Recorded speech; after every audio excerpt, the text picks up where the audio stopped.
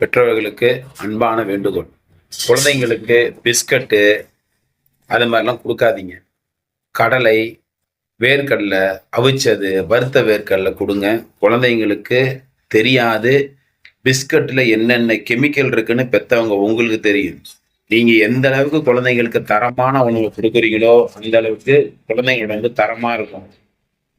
தயவு செஞ்சு பிஸ்கட் வாங்கி கொடுத்தா நமக்கு மிச்சம், பேக்கெட்ல வருது, ரொம்ப சுத்தமா வருதுன்னு கொடுக்காதீங்க. அது பிஸ்கட் எப்படி தயாரிக்கிறாங்கன்னு யூடியூப்ல பாருங்க, தெரியும்.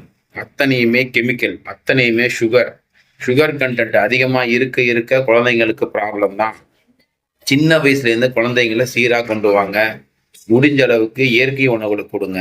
கம்பு, கடலை, பாதாம் பிஸ்தானா வேணாங்க. அதெல்லாம் அதிகமான புரதம் சொல்லி நம்மள ஏமாத்துறாங்க. கடலையில அதிகமான புரதம் இருக்கு. ஒன்றும் இல்லை, உங்க யூடியூப்ல செக் பண்ணுங்க. இப்ப நிறைய அப்ளிகேஷன் வந்துருச்சு, ஜிபிடி வந்துருச்சு, எல்லாத்துலேயும் செக் பண்ணுங்க. கடலையில உள்ள உன்னதமான தன்மை என்னன்னு உங்களுக்கு தெரியும். பிஸ்கட்டை கொடுக்காதீங்க, குழந்தைங்களுக்கு ப்ராப்ளம். என்னுடைய நண்பருடைய குழந்தை பிஸ்கட் சாப்பிட்டு உடல் சரியில்லாம கிட்டத்தட்ட சொல்லக்கூடாது, அவ்வளோ செலவுகள் ஆயிருக்கு.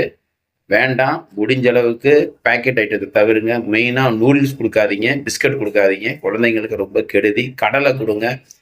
இன்னொன்று முக்கியமாக வேக வைத்த கடலை கொடுங்க.